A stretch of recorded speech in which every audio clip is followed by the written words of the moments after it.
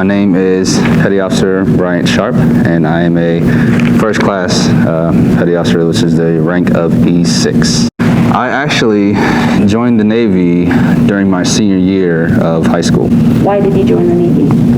For me, growing up in Cleveland, it was more so about I wanted to be able to achieve success. Of course, like everyone else, I wanted to go to college, but I didn't have the money to be able to afford to go to college, and I knew that the Navy would be able to provide me a route to be able to go to school for free, also, to be able to travel and see the world.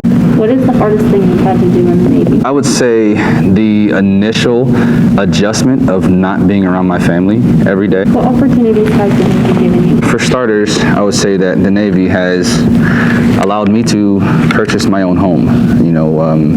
That's something that I would never think that I would be able to do at such a young age. However, I bought my first house when I was only 22 years old. The Navy has certainly given me that opportunity to, take college classes, and I'm just a few classes away from getting my bachelor's degree, and I haven't had to pay a dime. And in my 12 years being in the Navy, my 4 deployments that I've done, I've seen 17 different countries. What advantages would you say the Navy gives to a student now?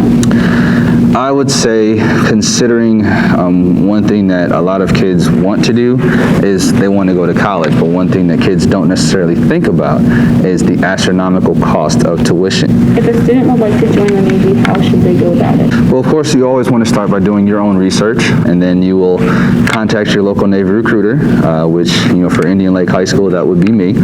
You would contact me, we would, have a conversation, we will sit down, talk about your plans for the future, and I will pretty much show you how the Navy can help you achieve those plans. What is your favorite part about being a Navy recruiter? Just provide those same opportunities that my recruiter provided for me. Is there anything else? Don't ever shut out, the military as an option because of something that you don't know. So, you never want to just say, oh, I don't want to join the Army because, I don't want to do combat. Well, not every job in the Army is combat related. Same with the Navy. Not everything we do is combat related. If anything, the Navy is a technical oriented branch. So the next time you see your Navy recruiter, if you come across him in town, you see him in the school, don't hesitate to stop and ask him a question.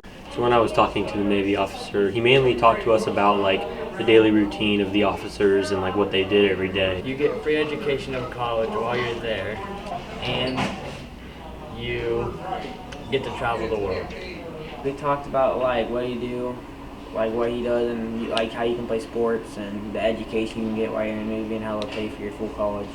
I learned that there is a 95.6% chance that you will survive going into the Navy, and that they rarely do see battle.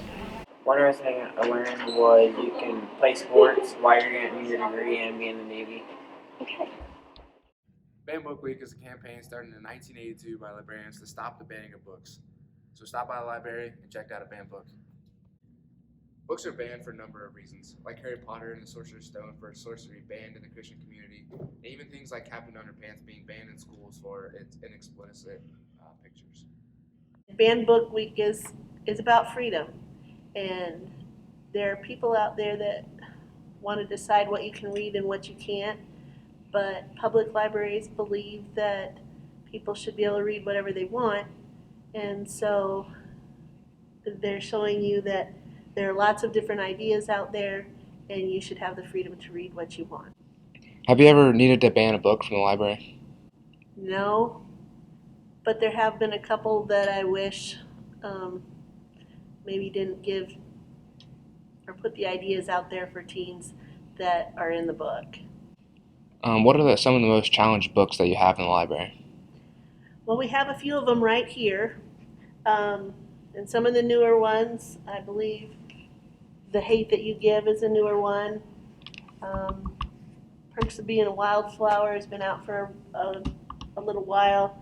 But on the flip side of that, the Holy Bible people tried to ban as well. Harry Potter series is also on the banned book list or challenged. And I remember when Harry Potter first came out that people that were in the church community did not want their children to read Harry Potter because of the sorcery and things in it. All right, what books do you have read during the year that are considered controversial? Several of them. Usually Brave New World is one of them that gets brought up. Harry Potter gets brought up. If we get to it in the advanced class, Catcher in the Rye. but also perks of being a wallflower or Fight Club. Those are usually considered controversial in some way. Probably the most controversial book that we read is The Kite Runner by Colette Hussing. So we also read Fahrenheit 451, which has been known to be controversial in the past and it's been banned in the past. We used to read Lord of the Flies, which I had some students opt out of because of its controversy, but now they read that in 7th grade. Of Mice and Men. I've never had a parent complain about it. The reason it's controversial is because there's a lot of swear words, curse words throughout the book. I like to think that it keeps the kids' attention. Every time they hear a word like that, they snap back to attention. Have you ever had a student complain about a book being read during class? The only book that anybody's ever complained about has been Brave New World. It was a parent who looked up stuff about it and suggested that there was too much sexual content in the book and requested to read another book, which is, of course, what I allowed them to do. But the purpose of that content in the book is to kind of give social commentary on how overly sexualized things are. So the focus of the book is not like sexual content, obviously, but to say that society over-sexualizes things. Yeah, I've had a couple parent concerns about The Kite Runner specifically. We've had to offer an alternative book for a few students in the past. What's a few things that are controversial about the books? Right, so Harry Potter is one of them that gets brought up every year. Harry Potter obviously includes witches and wizards, and so some people automatically jump to the whole concept of witchcraft. Mostly the biggest concern for students and parents for The Kite Runner is the rape scene. There is a rape scene between 2 boys in the book. Did you read any books throughout your high school career that you were kind of like, why are we reading this? Yes, I did. The main one that sticks out in my head was The Kite Runner, freshman year. Not a lot happened until I don't think I can say it on Lakervision.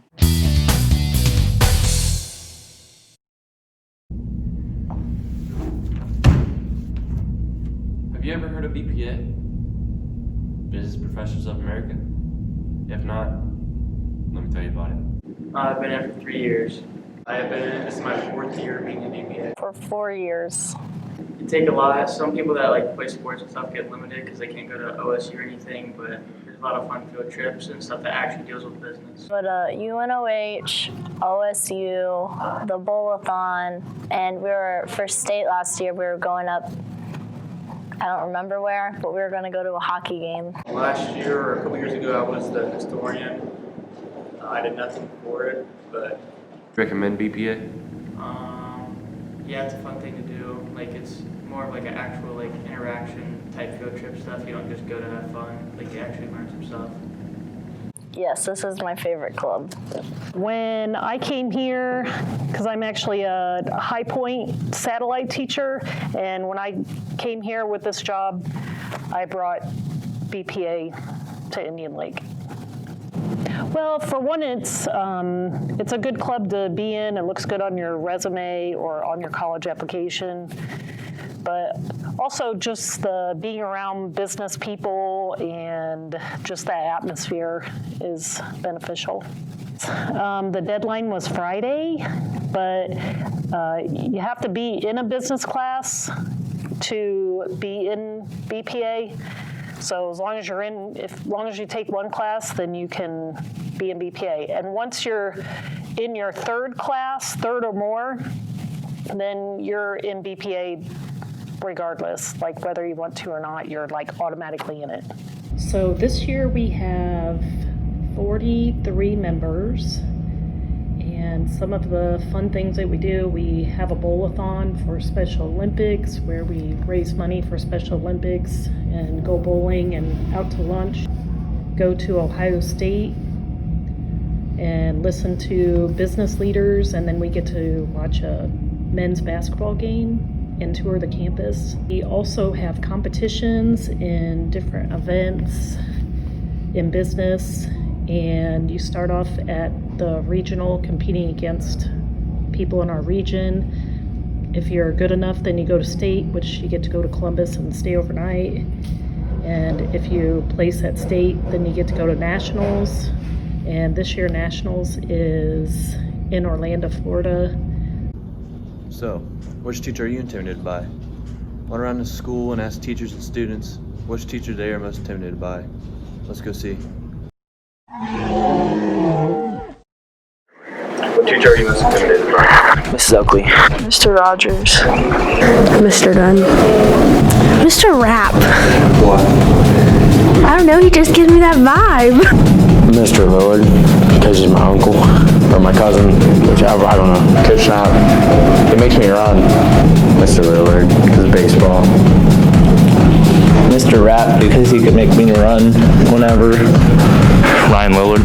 Definitely Lillard. Probably Lillard. Mrs. Oakley. Mr. Dunn, because he takes off points for your mask, not being over your nose.